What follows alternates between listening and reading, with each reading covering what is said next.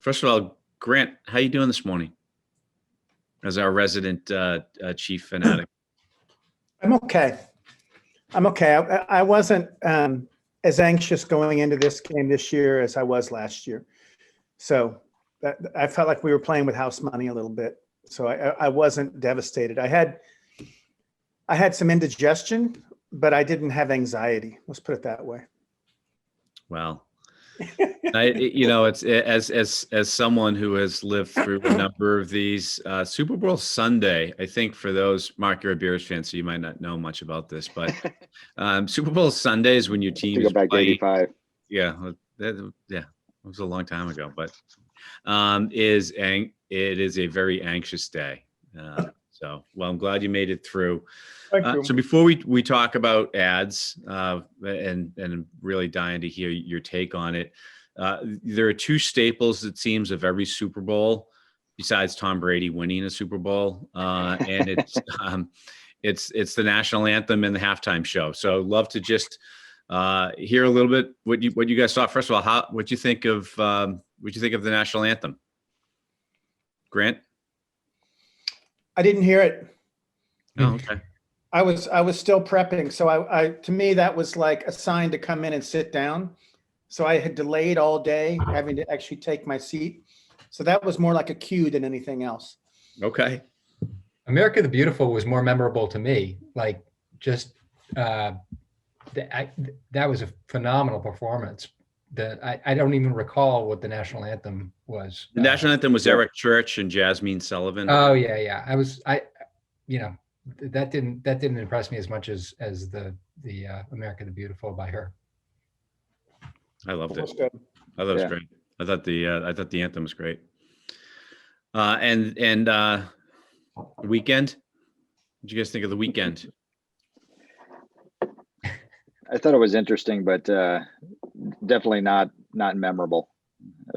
I was texting Grant during the halftime show saying, if this is the Weekend, I can't wait for Monday. It's a good line. There isn't a band called Casual Friday already. There should be, and they should open for the weekend. So we saw some themes play out last night. There's nostalgia and community. Small business got a little bit of a nod. But I think there was a lot of anticipation as to how would advertisers meet the moment, and I'm curious, did they? Overall, what would you give the class? What grade would you give this class?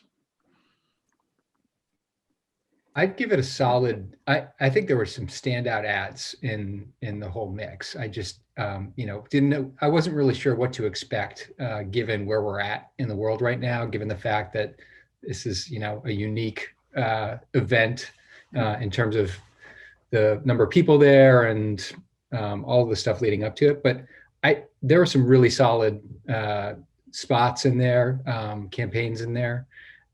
So I had a couple of real favorites that I liked. Yeah, I would agree. I didn't think there were any oh my God, wow, that's an instant classic. That was wonderful. But there was a couple of standouts.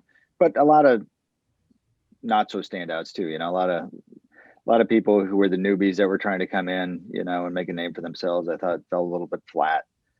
And it's you got to appreciate the situation everybody's in. I mean, trying to produce a commercial during a pandemic is not the easiest thing in the world. So, reading about how some of these guys did it and pulled it off, it's pretty impressive. So, Mark, just stick with that for a second. I did see something today. I don't know if it was an Ad Age or Ad Week where they said that just the act of being able to pull off a spot under these conditions, you should.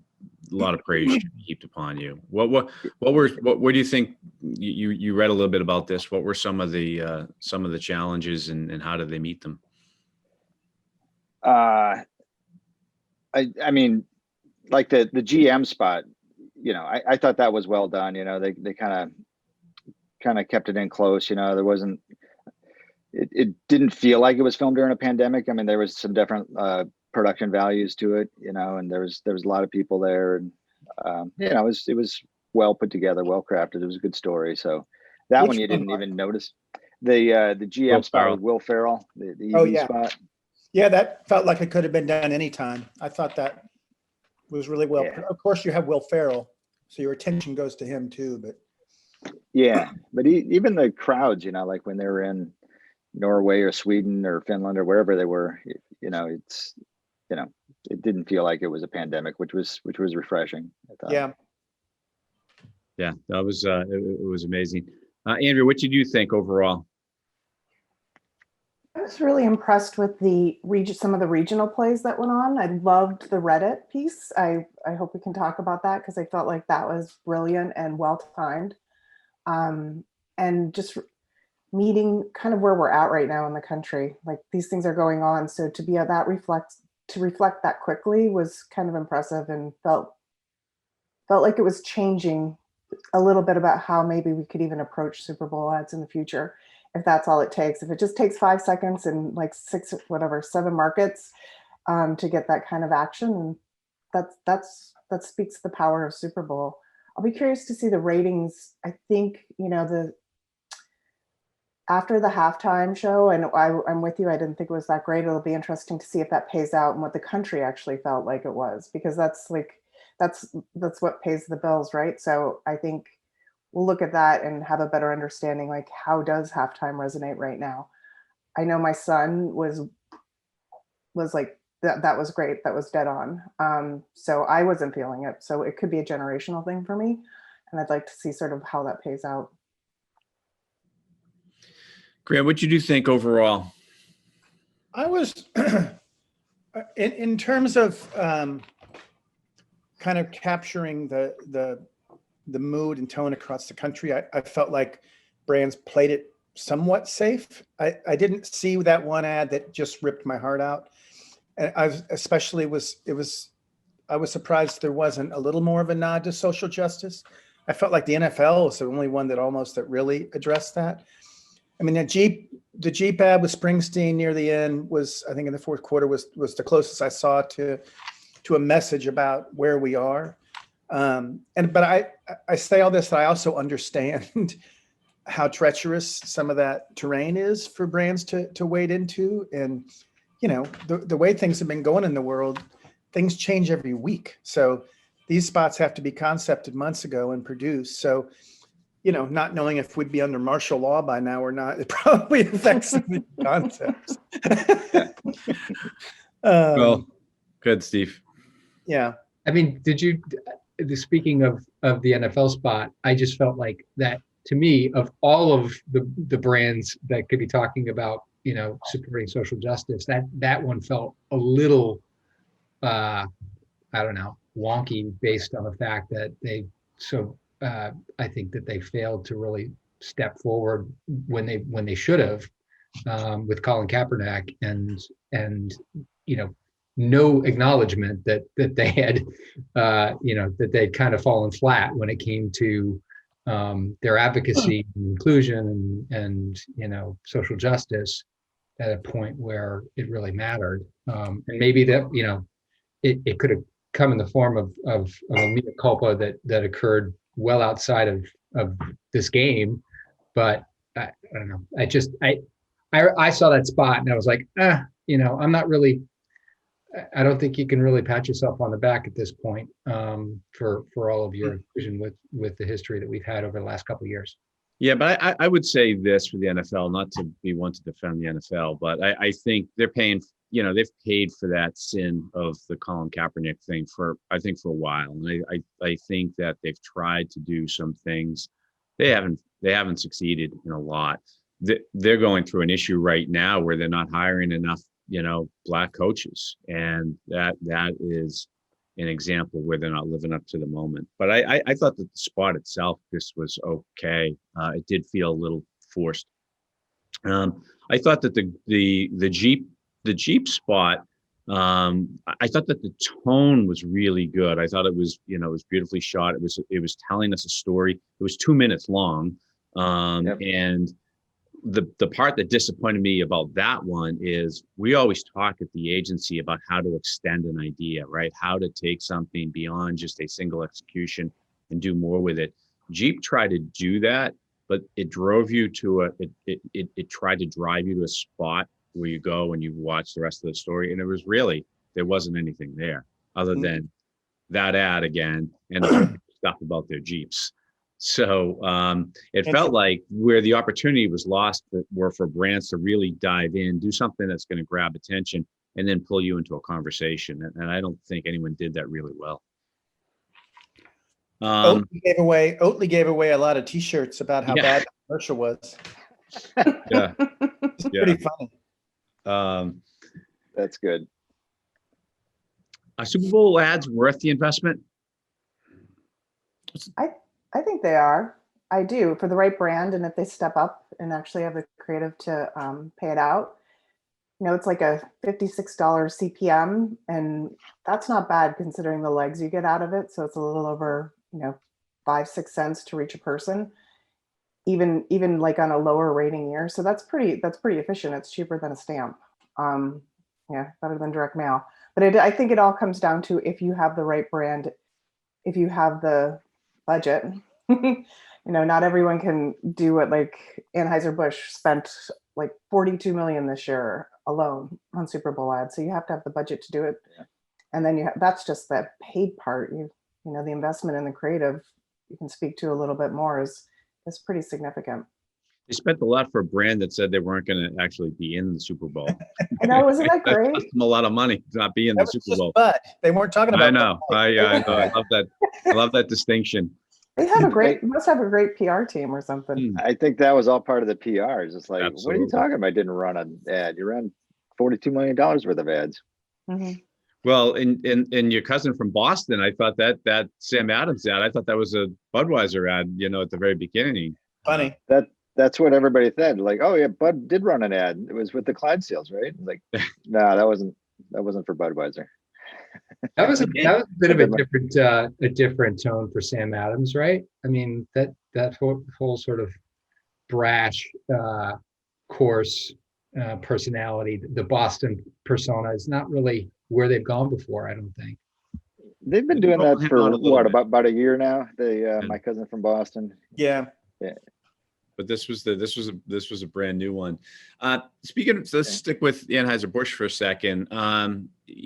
Grant, as our Budweiser Super Bowl veteran, one of the things that they did was on their Bud Light spot, they did a reunion of sorts where they brought back all the different characters from Bud Light over the years. What did you think of that?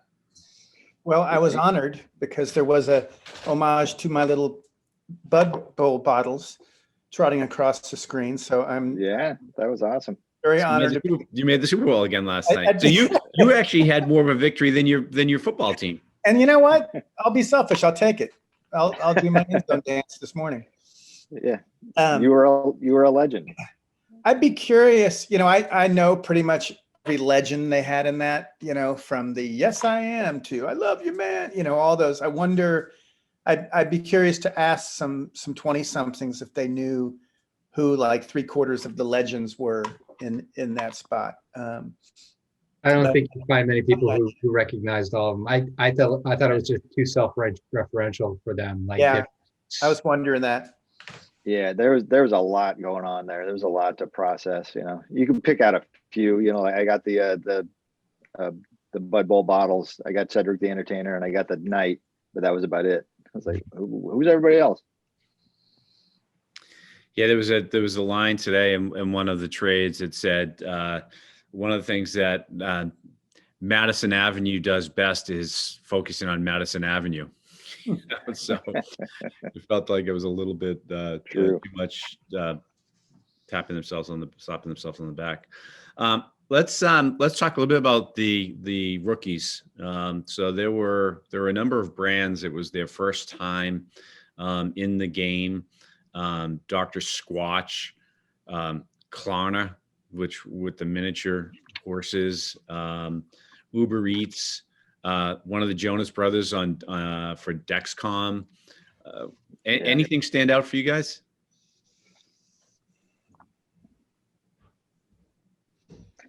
Not really. No. Yeah, I mean, talk about, is it worth the investment? This guy spent a lot of money, and there was one, I think it was called Fever or something, that just went big Right. on the production values on top of the media. And man, I couldn't tell you what they do. Was that the Four Seasons Total Landscaping spot? Yeah, Yeah, Fiverr. It was. Fiverr. I See, I couldn't even get the name right. Right. No, I mean, I had to sort of really kind of dig into that and to finally understand where they were going with it. But it was incomprehensible to me. They did give PR a Yeah. shout out in that spot. If you're looking to hold a press conference, and it was the Total Landscaping. Yeah. And the hotel lobby comment at the end was funny, but I mean, Fiverr is the place that people go when they can't afford an agency, and you go to Fiverr, and they'll develop a logo for you or something like that. It's been around for a bit, I think, but it's the first foray into this.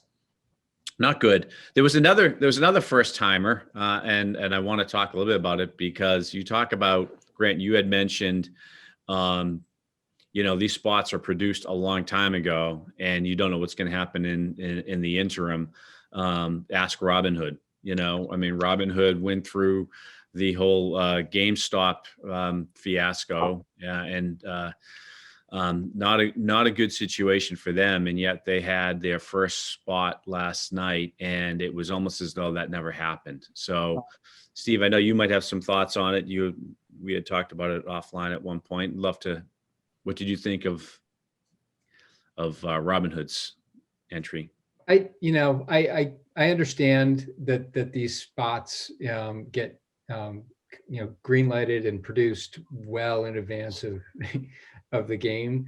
The media's bought, and you got a big freight train running. But I just felt like they, as things evolved over the course of the last couple of weeks, really should have reconsidered whether it was an appropriate time to run that spot. It was a great spot on its own. If they had run that spot a month ago or 2 months ago, I would have applauded it. It's a really kind of cool way to talk about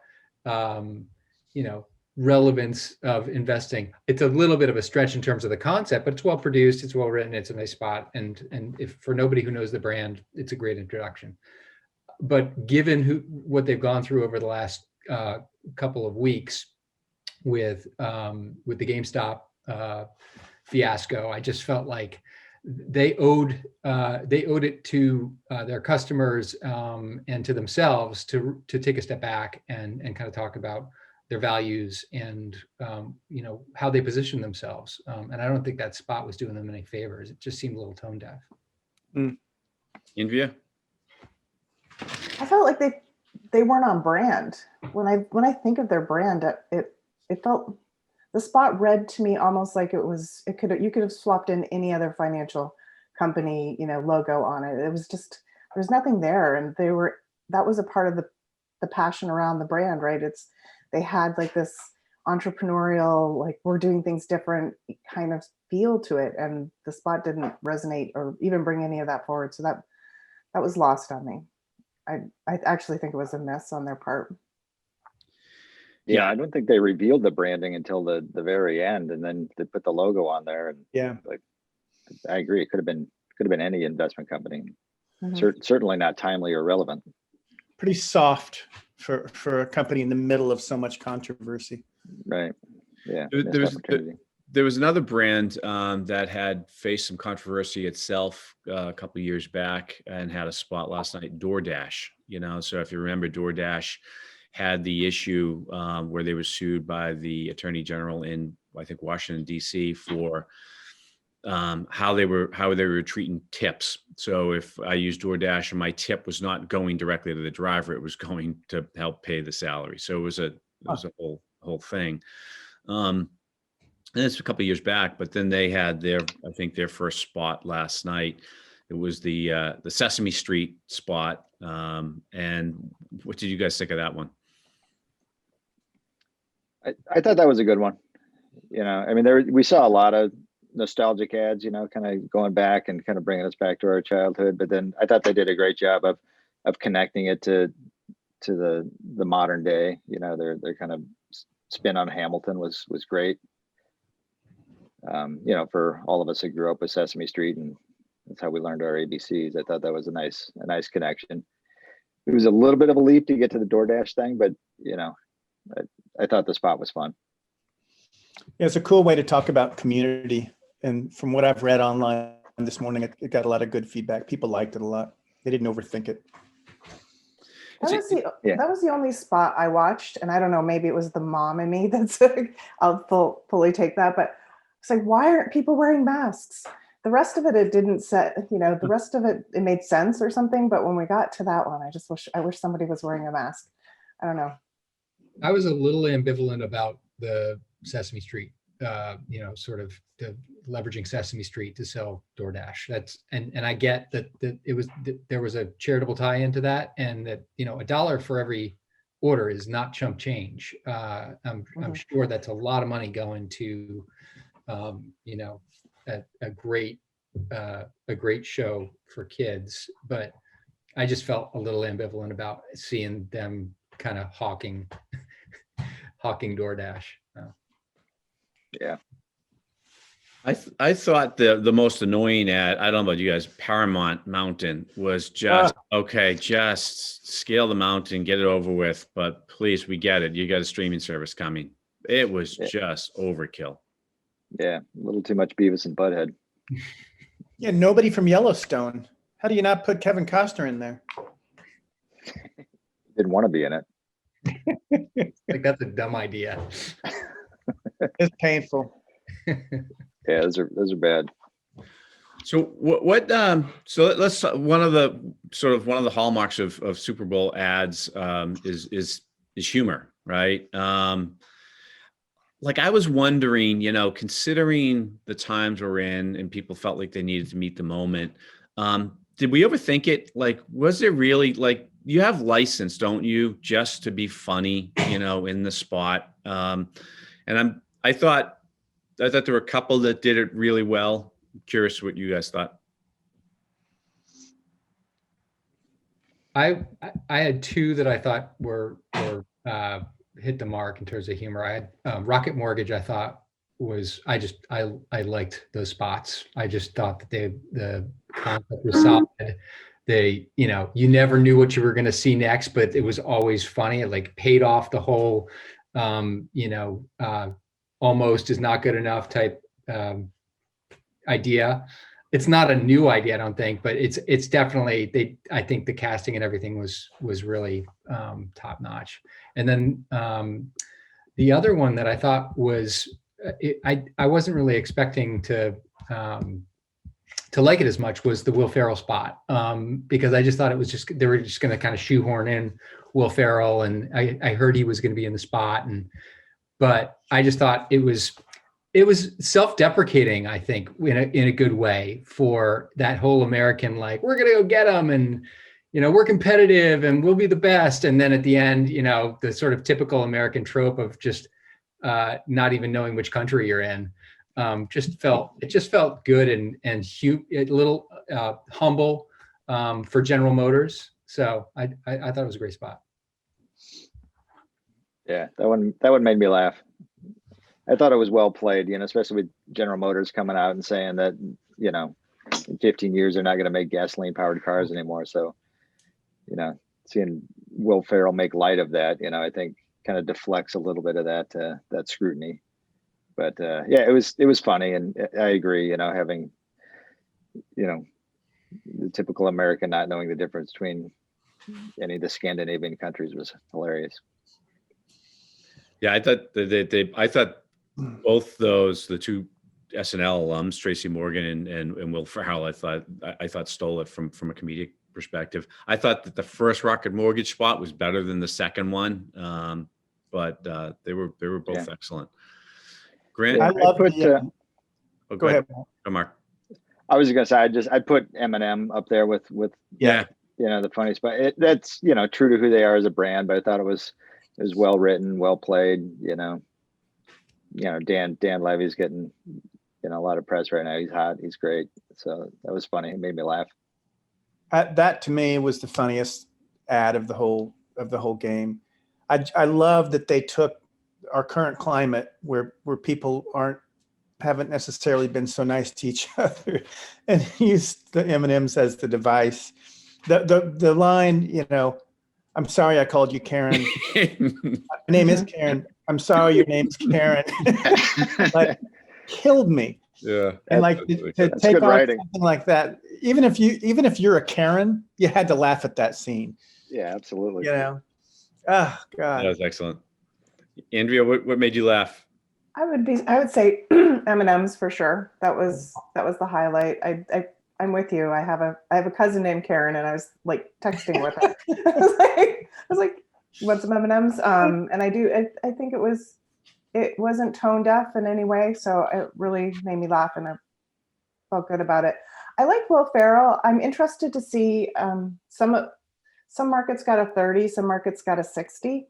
So I'm kind of curious to see how that pays out for them and what that strategy is. You know, getting that, you know, putting the extra effort into longer format, it can really pay off, but it's also really expensive. Yeah, the online version. I saw the online version before the game, and it was the 60, which was great. The 30 was good. 60 was a little bit better. I thought the other ad that was kind of funny was T-Mobile. Now, they made some press beforehand by saying that there was a Gronk and Brady ad. I don't know if you saw that one that didn't make it to the game. But then they did have one, which I thought was pretty good, which was the Gwen Stefani, Blake Shelton one. So I thought that was funny. What did you guys think of that? And did you see the Brady Gronk one? The one about the Blake Shelton one is I felt like the concept fell down at the end, because at the end they got married, right? Like, I wondered what's that? Yeah. I wondered that myself. I don't follow that much stuff around them, so I didn't know what the actual ending was. Yeah, right. It was the same thing with the Brady one. If you saw the Brady Gronk one, it was the same idea. Really? And I don't know why they didn't play that one. That would have been so perfect on that game. I don't know if they were just being sensitive to wait to see the outcome, because, you know, now when you go and look at the commercials, like, I think that's the first one that pops up, you know, the Brady Gronk thing. I've seen that more than I've seen the Blake and Gwen one.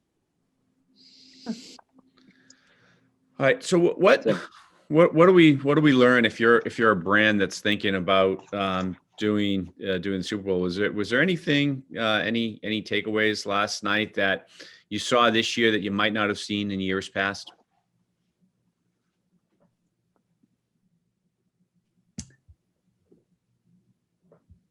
Probably not. I don't know. I kind of want to talk about the Oatly ad, just because I'm curious as to what you guys think about whether there is such a thing as you know, an ad being talked about having a bad impact on your brand. And I think their assumption is, as long as the ad gets talked about, we win, right?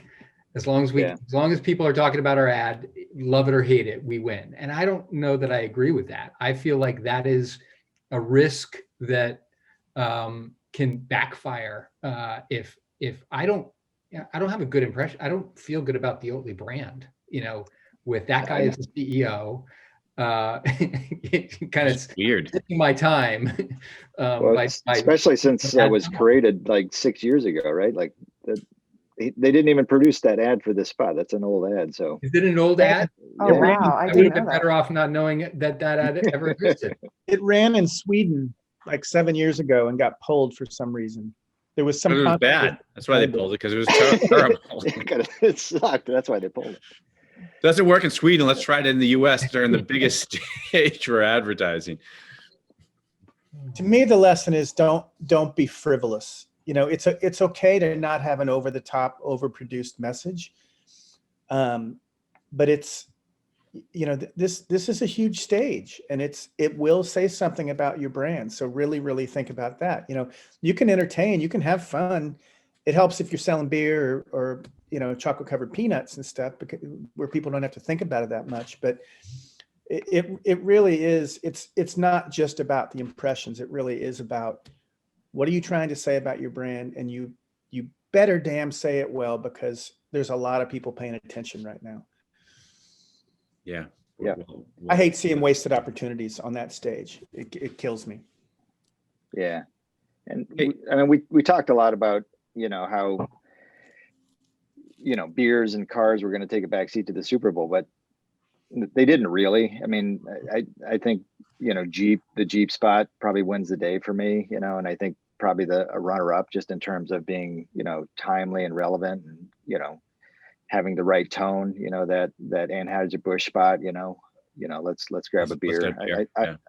I thought that was well done. And, you know, it's, you know, talk about being relevant. I mean, it's just all about, God, don't you just miss going to a bar and seeing a friend, or, you know, it's somebody that needs a, you know, a little pick me up or a little pat on the back or a little camaraderie. You know, it's just, it really got to the heart of that. And I thought it was simple and well done. And, you know, I think it was well produced, because David Fincher was the one that produced it. So it's hard to miss with that. But I thought that was a good one. So, Andrea, what was your closing thought? I go back to where I started a little bit. I think the interesting part for me is some of the regional plays that went on. I really think that the Reddit play, and even my cousin Vinny, like my cousin from Boston, Phil, those two, they show like you don't have to be on the national level to still do a really great job and take advantage of the eyeballs. And to Grant's point, you need that good creative in order to make it pay out. And I saw both of those play well for me.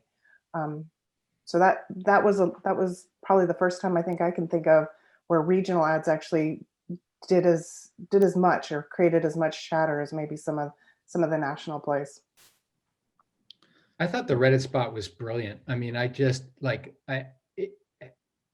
you know, you had to pause on that. Like you just had to stop and like, what was going on? And it wasn't too, gimmicky, you know, it wasn't like we're taking over your television set to make, you know, but it was a little bit, you know, the glitchiness was still there to kind of get your attention a little bit. And I just thought it was, you know, it was a smart, probably really efficient buy for them.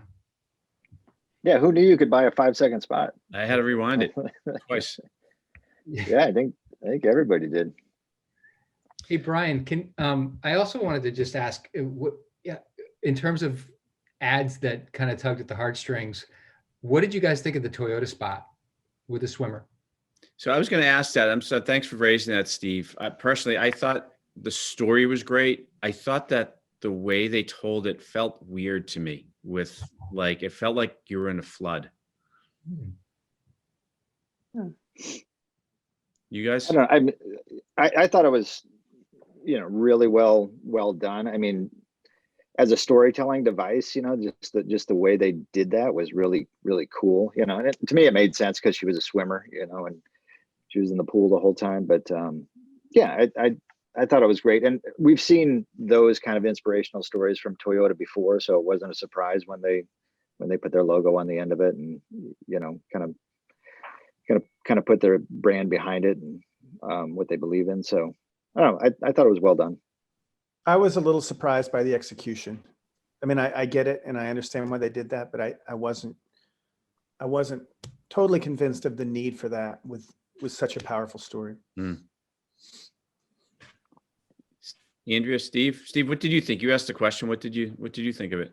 I loved it. I thought I don't know how much it does for the brand. And like Mark said, you know, Toyota has a history of kind of producing these spots that just they make you feel good and kind of tug at your emotions. But I'm not sure how it relates back to the brand in terms of the takeaway for people. But I just thought the story and the way they told it was really arresting and I just got me. For some reason, it just was one of the standout ads in terms of pure raw emotion for me. What did you think of Wasn't- it, Andrew? Yeah, it was emotional, but I actually didn't. If you were to ask me before we had this part of the conversation, who produced that ad, I wouldn't know. I Yeah. wouldn't recall it. Yep. Mm. I didn't spend a lot of I time agree. beforehand studying ads, so it was lost on me. It was, yeah, and they did it as a way, I think, also to promote their partnership with U.S. Olympic Committee and Paralympic Committee. I thought that the ad that really tugged at my heartstrings was the Indeed ad. I thought that was really, really well done. It felt real. It was in the moment. You talk about certainly what we're facing as a nation. You know, no one's being impacted more than those who are out of work. I thought that was, to me, that was might have been the winner, honestly. I agree. It was a great spot. It was. Well, this was fun. Thank you, each of you, for taking some time post Super Bowl, especially you, Grant. I maybe this was a little therapeutic for you, a little cathartic, with really the game playing over my shoulder and you having to relive an atrocious performance. But thank you. It was fun. It's always fun talking with you guys, especially about advertising.